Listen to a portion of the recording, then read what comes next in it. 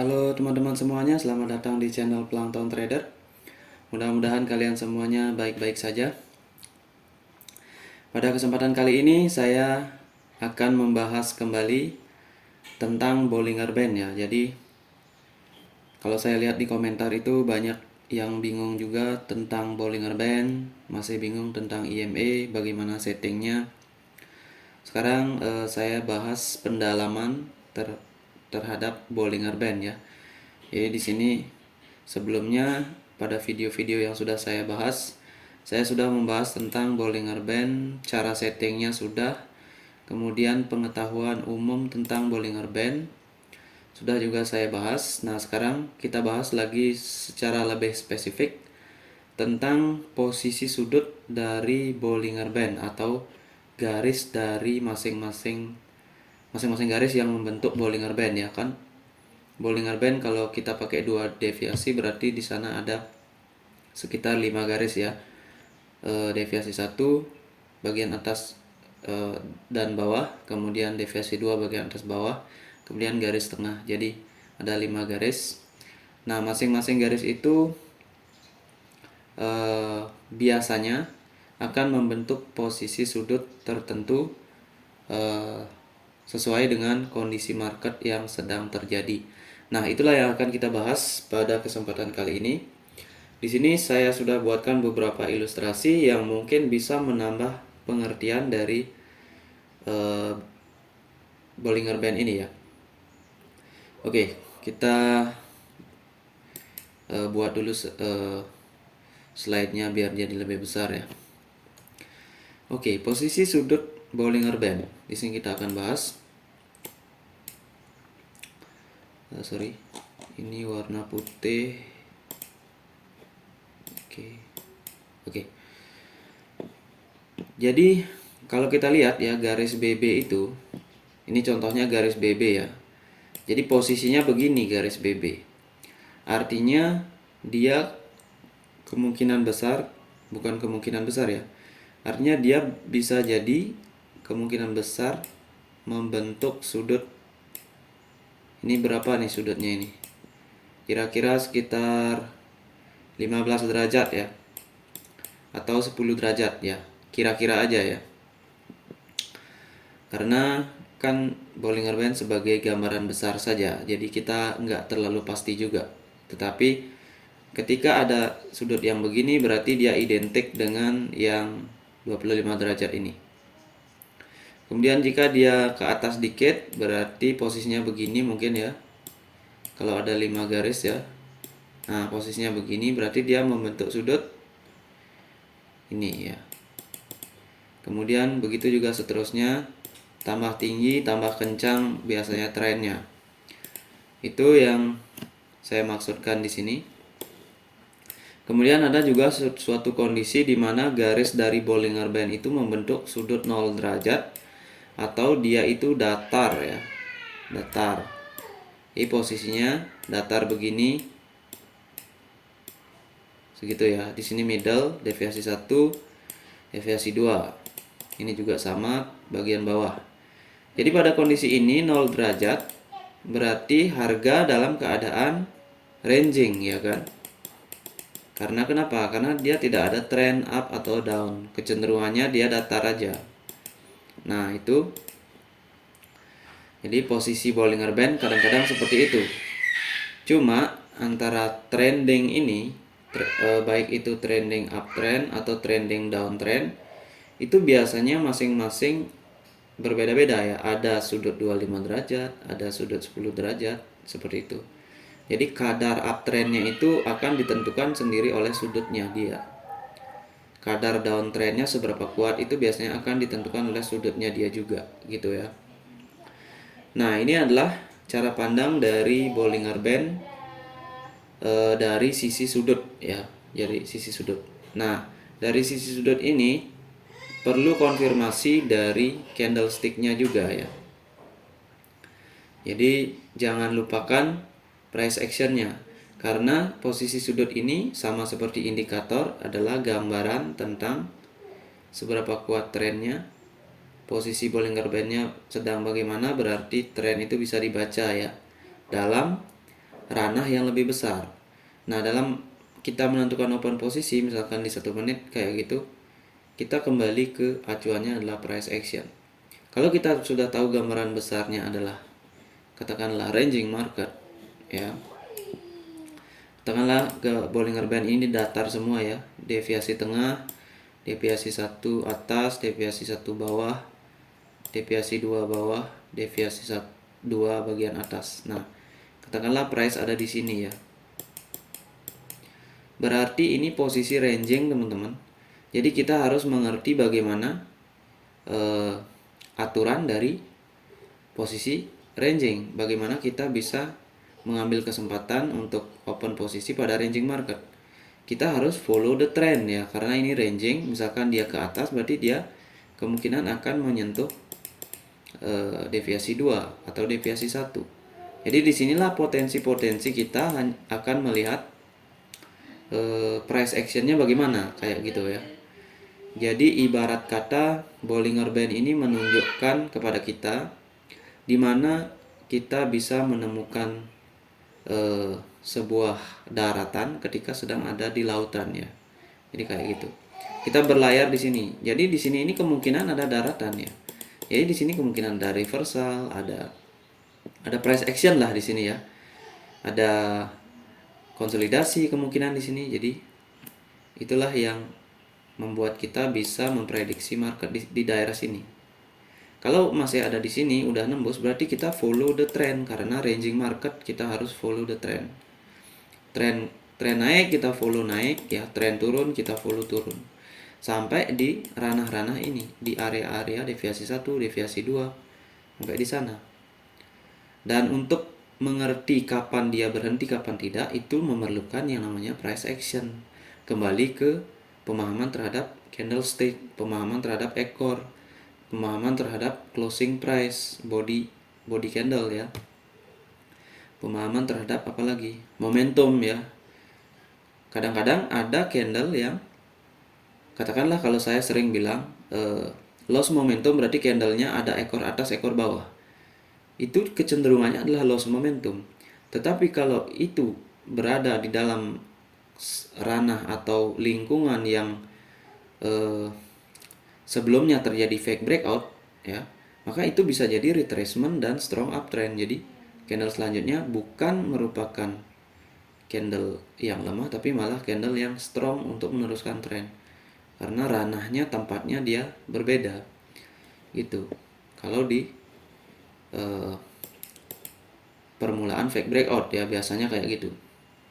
Biasanya gini kalau fake breakout itu ya, kan dia candlenya besar, kemudian di sini ada candle katakanlah ekor atas bawah ya kan? Kemudian di sini udah lemah nih berarti momentumnya, kemudian di sini ada bullish lagi, kemudian di sini ada breakout lagi. Nah ini kan ranahnya ini udah fake breakout ya, karena apa yang ditembus oleh candle ini dan kembali ditembus oleh candle ini. Jadi apa yang terjadi di sini adalah morning star sebenarnya. Nah kemudian di sini akan ada candle seperti ini, bullish kecil ya, dengan ekor atas bawah. Nah kita harus bisa baca kondisinya. Kondisinya di sini bearish kecil ya, itu berbeda dengan di sini. Gitu. Kalau di sini bearish kecil, dia ini memang sudah loss momentum, makanya di sini bullish. Nah, kalau di sini bullish kecil, dia terlihat loss momentum, tetapi di sini akan terjadi candle besar. Kenapa begitu? Karena di sini adalah retracement. Retracementnya bullish, terjadi fake breakout. Di sini adalah indikasi peluang strong trend ya. Dia ini terbentuk candle lemah bullish ini, artinya bearish ini nggak ada kesempatan untuk membentuk candle bearish di sini karena tekanan strong. Nah, itulah kita perlu pahami posisi candle lemahnya itu di mana ya. Apakah di akhir tren kayak gini, bisa jadi dia akan memang lemah tapi akan reversal ya. Kalau di sini dia lemah tetapi hanya sebagai retracement. Selanjutnya dia meneruskan, bukan terjadi bearish di sini. Gitu ya. Jadi jangan sampai kalau kalian menemukan candle lemah seperti ini, kalian harus lihat konteksnya. Jangan sampai candle lemah habis ini pasti turun. Jangan begitu ya. Konteksnya ini di mana? Kalau di sini sebelumnya ada fake breakout, wah bahaya di sini turun ya. Sini bisa jebol ke atas. Oke, itu gambaran saja. Nah, kembali ke posisi sudut dari Bollinger Band. Jadi itu ya. Jadi kadar dari masing-masing tren itu pasti berbeda-beda ya. Dan sudut ini mencakup garis semua ya. Semua garis dari BB ya. Kalau sudutnya 25 di sini, garis tengahnya 25, berarti garis yang lainnya pasti mengikuti seperti itu juga. Itu ya. Kalau turun sama gitu juga. Jadi masing-masing sudut ini akan memberikan kekuatan tren tersendiri. Kalau segini berarti trennya lemah, kalau segini berarti trennya lumayan kuat. Berarti di sini kadarnya sedikit kuat lagi 50% kayak gitu. Kalau sini mungkin udah powernya sekitar 80% trennya ya. Nah, ini disesuaikan lagi trennya ini dengan bagaimana perjalanannya melalui candlestick ya. Karena ada tren yang normal kayak gitu, ada tren yang memang trending ya, ya terus bullish kayak gitu. Oke, itu teman-teman tentang posisi sudut Bollinger Band. Sekarang kita lanjut kepada gerakan dari Bollinger Band. Nah, ini teori dulu ya, nanti ke contoh di bawahnya. Ini gerakan dari Bollinger Band. Mungkin kalian ada yang belum tahu ya, tapi bagi yang sering menggunakan Bollinger Band udah pasti tahu ya. Gerakan Bollinger Band itu ada 3 aja sebenarnya ya. Jadi dia kembang atau dia mengembang ya. Kemudian setelah mengembang dia mengempis atau datar ya. Kemudian ada gerakan datar ya. Nah, ini aja kombinasi dari gerakan Bollinger Band itu ya. Dia mengembang jika ada tren, dia kempis kalau mau retracement ya. Kemudian dia datar di retracement juga ini. Ada konsolidasi. Kemudian dia akan mengembang lagi kalau sudah tren mulai ya. Entah dia ke atas atau ke bawah, kita nggak tahu. Jadi secara konsep ya seperti ini ya. Dia ini katakanlah downtrend, kemudian ranging, kemudian penerusan downtrend, berarti Bollinger Band-nya dari sini kembang ya, kembang. Kemudian dia agak sedikit mengempis di sini, kemudian di sini datar ya. Kemudian dia kemungkinan akan agak mengerucut di sini sedikit, kemudian dia akan mengembang lagi ya. Seperti itu. Kembang, datar, kembang lagi untuk meneruskan ke bawah, jebol ya. Nah, di sini ada beberapa ilustrasi yang kadang-kadang sering ya, tapi nggak selalu muncul ya. Setelah dia mengembang, kalau normal ya, dia datar dulu, kemudian dia kempis ya untuk konsolidasi, kemudian dia datar di sini, kemudian dia kembang lagi. Ini adalah proses kayak gini ya, uptrend, ranging ya kan. Di sini kan dia mulai ngempis datar ya, karena ranging kan harus datar. Kemudian dia breakout, kembang lagi. Sini kembang lagi. Jadi di sini kembang, kemudian dia mengempis, mengecil dikit, kemudian dia datar, kemudian dia mengembang lagi. Seperti itu, karena breakout ya. Kemudian ada juga situasi di mana dia kembang, kemudian dia mengempis sedikit, kemudian langsung ngembang lagi. Nah, biasanya di sini gerakannya identik dengan fake breakout ya. Jadi pola-pola fake breakout itu biasanya banyak terjadi ketika IMA besar seperti 200 IMA dan 100 IMA itu dalam posisi yang berdekatan ya, atau posisi datar gitulah, bukan berdekatan. Kalau berdekatan kemungkinan konsolidasi, kalau datar dia masih kemungkinan ada trend ranging dalam time frame yang lebih kecil ya.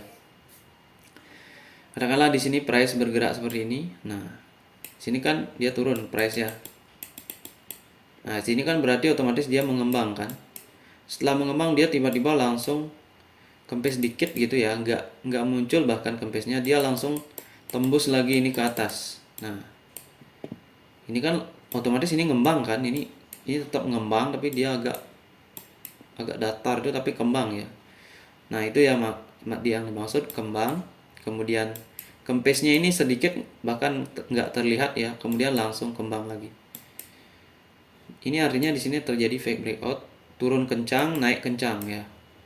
Ini apalagi yang disebut dengan stop loss hunter ya, atau yang namanya fake breakout. Jadi dia sebenarnya tipuan ya, ini adalah rancangan dari market maker untuk memburu stop loss karena kekurangan liquidity, seperti itu. Jadi dia terjang stop loss ke bawah, dia pura-pura tembus. Ketika orang ini berpikir ini breakout, maka dia buy di sini. Maka harganya akan meluncur tinggi sekali. Kenapa? Karena di sini memang order buy yang cukup besar, di mana market maker sudah melakukan manipulasi di sini. Oke, itu teman-teman. Sekarang kita lanjut ke slide. Nah, langsung ke contoh ya. Itu tadi teorinya ya. Sekarang kita ke contohnya. Nah, ini maksudnya dari saya kan di sini mengembangkan, kemudian di sini kempis, kemudian datar ya kan. Kemudian mengembang lagi. Nah, jangan lupa bahwa Bollinger Band ini adalah indikator. Jadi dia itu adalah program yang lag ya, atau lag itu terlambat atau telat ya. Itu. Jadi kalau program seperti ini ya, indikator ini hanya bisa digunakan sebagai gambaran besar saja ya. Kalau kalian sudah paham tentang pergerakan indikator, maka dari candlestick aja sebenarnya sih bisa, tapi agak susah ya. Karena kita nggak tahu indikator besarnya itu kayak apa. Kayak di sini misalkan posisi 100 IMA di mana, posisi 50 IMA di mana, kita nggak tahu. Kalau ini tanpa indikator, ini candle aja, ini akan susah. Ini bisa kita target nanti akan uptrend di sini ya. Maksudnya di sini bisa retrace dan naik lagi. Tetapi kalau dengan indikator, kita bisa melihat bahwa di sini 20 IMA ditembus ya, deviasi 1 ditembus. Jadi lebih mudah aja gitu untuk mencari poin-poin di mana titik-titik penting dia terjadi penembusan. Kalau kita tanpa indikator, ini apa yang ditembus? Kita nggak tahu apakah ini 20 IMA kah atau deviasi 1 kah? Kita nggak tahu ya. Kayak gitu. Jadi kalau trading dengan naked chart itu ya sama aja buta ya. Kita nggak tahu kompasnya, kita nggak tahu zona-zonanya, nggak tahu. Yang kita tahu ya candle terjadi candle besar kayak gini ya. Ini breakout ya. Tapi apa yang di breakout itu nggak tahu kita. Siapa tahu di sini terjadi 200 EMA, di sini kita nggak melihat ya. Kayak gitu. Jadi dengan indikator kita bisa sedikit mendapatkan gambaran yang lebih akurat tentang market dalam time frame yang lebih besar. Oke, ini contoh yang satu. Sini saya siapkan 3 contoh. Contoh nomor 2 ya. Sebenarnya ini gampang banget ya, jadi nggak perlu banyak-banyak contoh saya di sini. Dia mengembang di sini kan, mengembang. Artinya jarak antar Bollinger Band itu agak kembang. Kemudian dia di sini sedikit mengempis ya, mulai. Barulah dia datar di sini. Tuh. Kalau gerakannya kayak gini, ini udah tergolong datar ya. Kita sesuaikan aja dengan posisi dari 20 IMA. Karena kalau kita melihat IMA, maka IMA yang paling cepat yang kita lihat itu 20 IMA. Kalau price udah 20 IMA udah ada di tengah-tengah body candle, berarti di sini udah kemungkinan dia dalam posisi kempis dan datar ya. Kemudian setelah kempis datar, maka dia kembang lagi ya, melanjutkan tren lagi. Mau naik kah? Mau turun kah?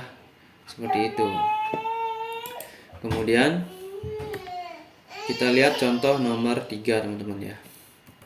Jadi contoh nomor 3 ini sama seperti tadi.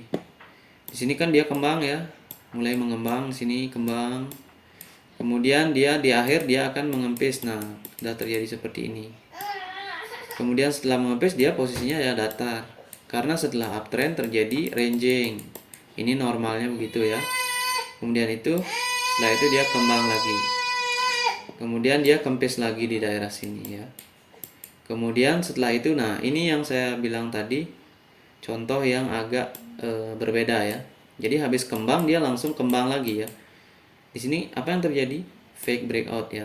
Ini level ini yang dipalsukan ya. Jadi dia pura-pura nembus, tapi pada akhirnya dia balik turun sampai ke support sini. Kenapa begitu? Karena ya posisinya memang sedang ranging. Dan ini hati-hati terjadi seperti ini ya. Karena 20 IMA sudah datar dan 50 IMA sudah mulai disentuh ya. Kalau 50 IMA sudah mulai disentuh ya, itu bisa jadi adalah acuan dari proses ranging dan dia akan membuat manipulasi untuk ke atas padahal dia mau menyentuh atau tembus 100 IMA dan bahkan turun ya. Nah, itu yang perlu kita perhatikan ketika menggunakan dari Bollinger Band. Oke, kita lanjut. Itu contoh dari gerakan Bollinger Band. Jadi kembang, kempis, datar gitu aja ya. Tinggal kombinasinya saja. Kadang-kadang bisa kembang langsung kembang gitu ya. Berarti itu terjadi proses fake breakout. Kalau proses normalnya ya kembang dulu, kempis dulu, datar dulu, kemudian kembang lagi. Kalau kembang, kempis dikit kayak gini, langsung kembang lagi, berarti terjadi kemungkinan fake breakout. Kalau sudah fake breakout berarti yang terjadi adalah akan terjadi pergerakan strong ke arah berlawanan ya. Karena di sana identik dengan terjadi manipulasi. Biasanya kalau manipulasi udah didapat market maker, maka dia akan melakukan order sesungguhnya yang berlawanan dengan manipulasinya dia.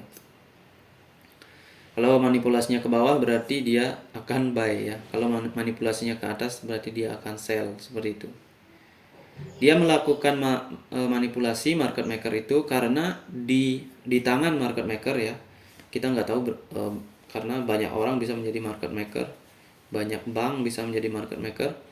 Dia itu sebenarnya punya order sell dan order buy kayak gitu.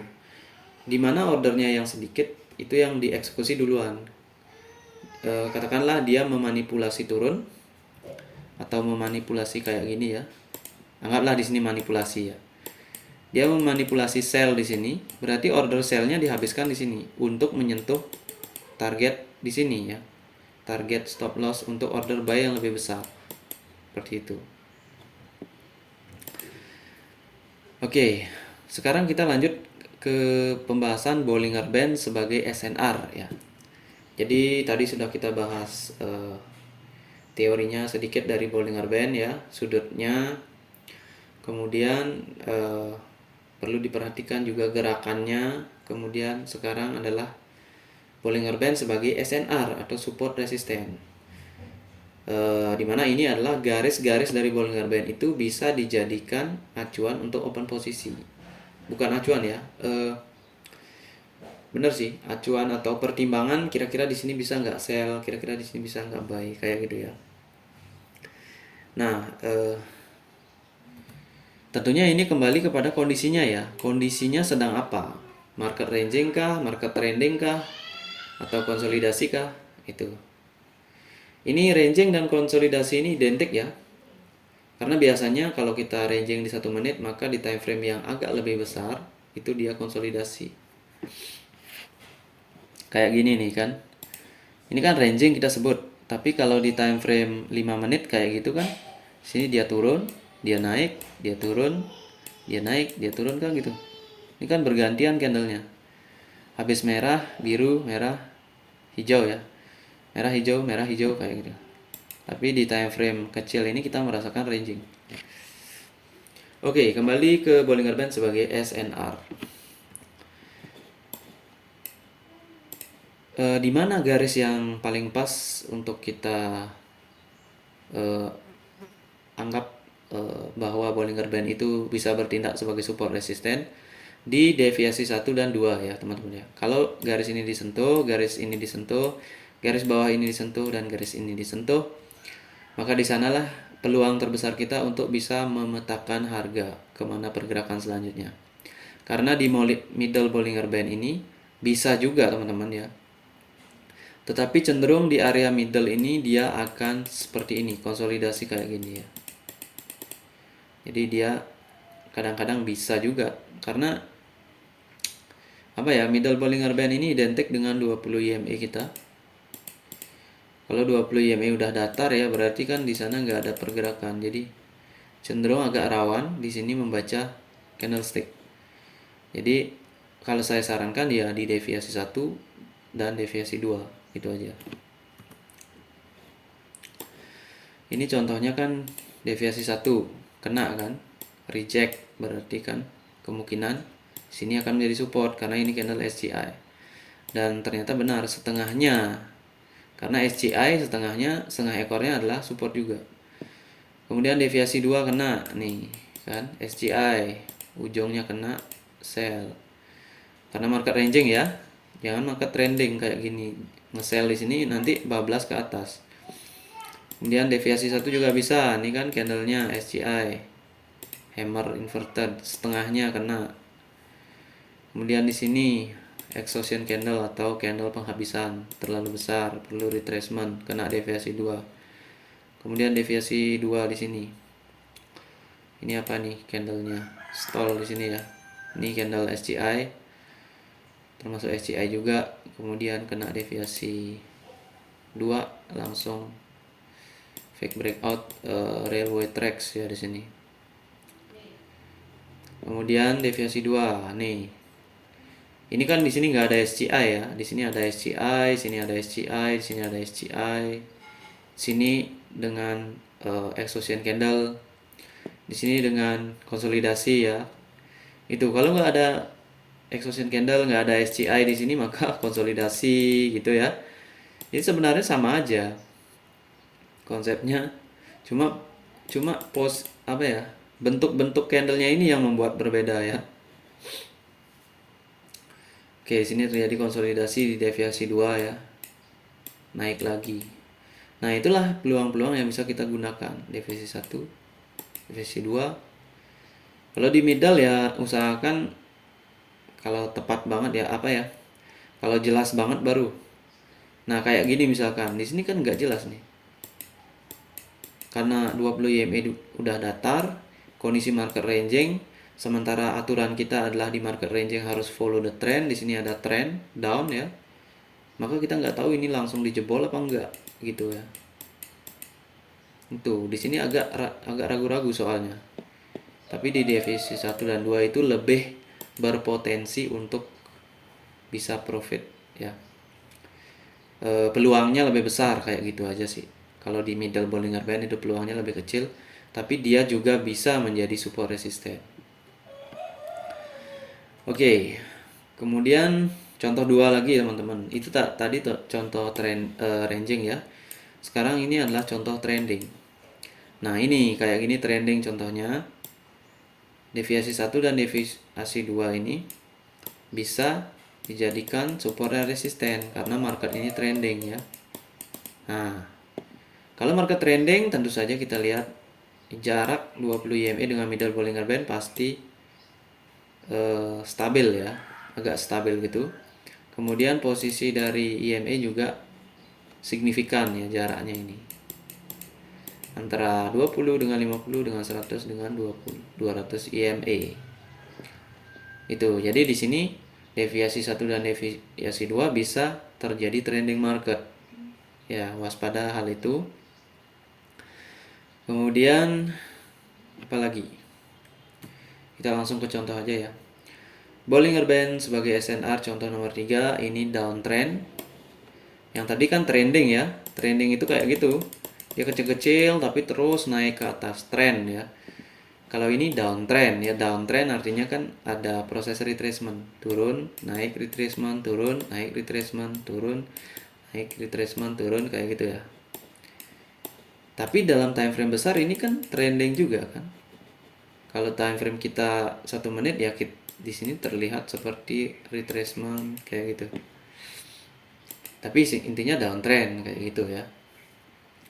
Oke, di sini ada middle BB ya. Nah, di sini kan kayak gini middle BB bisa ya. Tapi enggak sih. Bukan middle BB ini, sorry. Terjadi fake breakout di middle BB tapi dia nyentuh deviasi 1. Oke, di sini saya salah ya. Ini perbaiki karena pada saat buat saya yang mungkin nggak lihat ekornya ya. Saya lihat di sini. Kemudian deviasi 2 nih kan. Candlenya kayak gini. Sebenarnya di sini loss momentum, retracement, penerusan trend. Ini harusnya udah jebol strong nih karena deviasi 2. Tapi malah kayak gini hasilnya bullish. Ini deviasi 1 fake breakout ya. Tuh. Terjadi triangle di sini. Descending triangle ya. breakout, narik atas lagi, kena deviasi 1 ya, loss momentum, kemudian doji, trend down ya, bullish lemah, turun lagi. Nah, di sini bisa kita kategorikan bullish lemah ini ya. Kenapa? Karena di sini udah terjadi loss momentum. Nah, yang kayak gini ini jangan dikategorikan bullish lemah. Walaupun ada ekor atas ekor bawah. Karena dia dari inverted bullish hammer ya. Di sini ada pola yang namanya triangle. Kemudian nah ini juga nih, hati-hati teman-teman ya, kayak gini. Deviasi 2. Dia kan di sana terjadi SCI ya. Ini kan SCI. Setengahnya apa? Setengahnya support, bawahnya support. Nah, kan. Sini support, di sini kan candlenya apa? Shooting star ya. Shooting star di akhir trend tuh, lihat loss momentum ya. Ciri-ciri tipuan, waspada. Ternyata benar. Maka di sini terjadi fake breakout. Nah, setelah terjadi fake breakout, candlenya ini besar, kemudian di sini candle besar juga. Nah, deviasi 1 tembus. Nah, ini candle ini mencurigakan ya. Kita anggap ini apa? Loss momentum bullish. Oke, memang benar dia loss momentum. Tapi untuk apa? Untuk retracement, bukan untuk reversal kayak di sini ya. Karena konteksnya ini dia dari fake breakout di sini. Makanya candlenya ini bulat besar ya. Ini juga hati-hati di sini. Candle ini bukan candle lemah. Dia hanya retrace di sini karena tekanan memang strong. Strong down, strong up. Oke, seperti itu teman-teman. Kemudian ini deviasi 1, kalian bisa lihat bisa dijadikan acuan ya, karena di sini loss momentum. Ini bahaya banget nih, loss momentum kemudian muncul hammer ya. Kita kira mau naik, ternyata turun. Jadi lebih baik di sini tunggu dulu, turun. Kalau ini udah gagal, barulah kita sell di sini. Karena ini adalah fake breakout dari 50 EMA. Dan kondisi marketnya kayak gini. Pernah uptrend, downtrend kencang, uptrend, downtrend kencang, uptrend, downtrend kencang. Kayak gitu. Jadi nggak bisa dari Bollinger Band saja, dari candlestick aja. Kita harus mengkombinasikan semuanya ya. Mengkombinasikan ekor, momentum, kemudian area dari Bollinger Band, area dari EMA, semua itu harus klop. Dan untuk mengkombinasikan semua itu perlu penyesuaian dengan diri trader masing-masing, dengan diri kita masing-masing. Karena di setiap orang itu memiliki karakteristik yang berbeda-beda. Ada gaya tradingnya agresif, ada gaya tradingnya yang lemah lembut atau sabar ya. Maka dengan mengetahui konsep-konsep ini ya, indikator dan price action ini, yang terpenting adalah price actionnya ya, karena indikatornya itu cukup mudah untuk mempelajari dan juga sudah umum ya. Kalau price action ini yang agak lebih perlu ditingkatkan ritme belajarnya di sini, price action ini. Karena kita secara otomatis perlu mengenali candlestick, mengenali posisi di mana dia muncul, mengenali kondisi market yang dibentuk oleh candlestick itu sendiri, kemudian mengenali ekornya, tekanannya, kemudian momentumnya. Ya momentum dengan tekanan sih hampir-hampir mirip ya, seperti itu. Kalau mungkin ada yang bertanya beda momentum dan tekanan itu apa ya bedanya, mungkin nanti akan saya bahas lagi ya perbedaan momentum dan tekanan, tapi di sini saya akan jelaskan sedikit ya. Momentum itu kan identik kita dengan loss momentum ya. Kalau saya biasanya kan sering saya menyebut loss momentum. Kalau tekanan itu identik dengan awal dari momentum itu ya. Contoh di sini ya, ini kan candlenya hammer ya, bullish. Kalau dari teori kan hammer bullish itu adalah penerusan. Jadi setelah candle ini muncul candle hijau lagi ya kan. Tetapi di sini kan kita harus melihat juga konsepnya, di mana dia muncul ya. Dia muncul di 50 EMA. Dan trennya bagaimana? Kondisi downtrend ya. Tren globalnya. Kemudian sebelumnya ini sudah ada bullish yang banyak sekali. Jadi di sini adalah ada indikasi masuk ke loss momentum ya. Kemudian ya memang terjadi seperti itu. Kayak gitu teman-teman. Jadi ini momentum ya. Jadi momentumnya itu kayak orang mau bawa motor ya. Sini kan datar dulu. Kemudian dia ketemu tanjakan, otomatis mulai tanjakan di sini kan dia mulai tancap gas. Nah, disinilah terjadi fake breakout. Turun dia langsung ngegas atas ya. Nah, di sini kan dia terus ya motornya ngegas terus ya. Tapi kan dia motornya nggak bisa terus-terusan ya. Coba aja kalian kalau misalkan ketemu tanjakan secara terus-menerus tanpa henti ya, maka nanti tanpa henti ya, maka nanti di sini mesinnya akan jebol ya karena dia ngegas terus. Dia butuh istirahat kayak gitulah gambaran umumnya ya. Nah, disinilah terjadi hal seperti itu karena di sini dia udah gaspol ya. Jadi dia harus menurunkan gasnya di sini atau enggak dia akan jebol ya kayak gitu. Nah, itu adalah momentum ya. Di sini kan momentumnya udah besar banget. Nah, di sini lagi besar. Jadi areanya nggak cocok untuk momentum yang besar-besar. Jadi disinilah diputuskan loss momentum. Nah, kalau dengan tekanan itu biasanya identik dengan ekor ya. Dengan ekor atau pola-pola candle. Seperti engulfing, morningstar, ya fake breakout itu identik dengan tekanan. Nah, kalau terjadi seperti ini contohnya, di sini kan terjadi fake breakout, ya kan? Kemudian di sini terjadi fake breakout, di sini terjadi breakout, ya. Berarti di sini kan terjadi breakout setelah terjadi fake breakout. Ini artinya kemungkinan tekanan tinggi kan ada karena dia fake breakout. Karena di sini juga udah loss momentum bearish, ya kan? Nah, ketika terjadi loss momentum bullish di sini, ini kan loss momentum candle bullish lemah ya.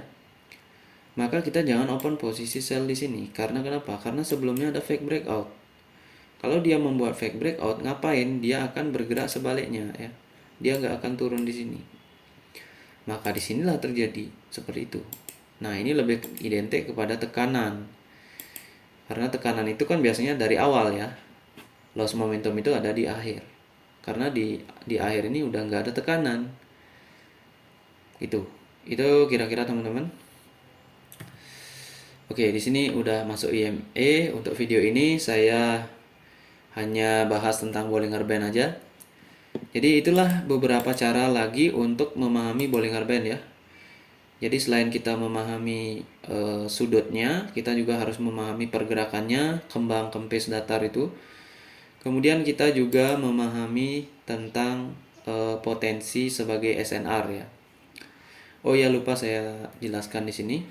Potensi SNR ini biasanya paling bagus di deviasi 2 dan deviasi 1 ya. Contoh di sini ya, kalau deviasi 1 udah ditembus ya, kemungkinan dia akan ranging atau kemungkinan dia akan uptrend. Gitu aja. Jadi dari deviasi 2 dia akan nembus deviasi 1 ya. Kalau deviasi 1 sudah ditembus, hanya ada dua pilihan, dia ranging ya, atau dia akan langsung ngacir ke atas. Ya. Ini contohnya nih kan, habis ranging. Di sini habis ranging, deviasi 1 ditembus, apa yang terjadi? Terus ke atas. Di sini setelah downtrend, artinya kan dia di sini downtrend.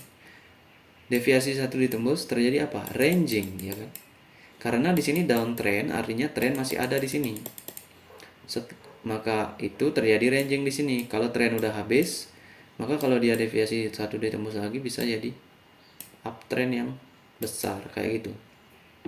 Makanya saya sering dalam live trading atau trading langsung ataupun analisa kan, kalau deviasi 1 ditembus itu sudah potensi terjadi reversal atau penerusan tren. Karena kalau deviasi 1 ditembus dia pasti akan ke atas. Dia pasti memerlukan tekanan yang tinggi. Karena deviasi 1 ya area yang lumayan strong. Begitu juga dengan deviasi 2 ya. Kayak gitu. Oke teman-teman, itu saja pembahasan tentang Bollinger Band yang lebih detail ya. Mudah-mudahan bisa bermanfaat buat trader pemula. Untuk bagaimana cara menyeting Bollinger Band, kalian silakan lihat di cara setting indikator playlist saya dan juga playlist trader pemula. Di sana sudah saya sertakan cara setting Bollinger Band dan IMA di Binomo, IQ Option, Olim Trade, ya. Quotex juga ada. Itu aja saya rasa udah cukup ya, karena setting Bollinger Band dan IMA itu sama saja, cuma mungkin di beda-beda platform itu penempatan menunya yang agak beda ya. Oke teman-teman, semoga bermanfaat. Ini udah lama. Saya ucapkan salam trader.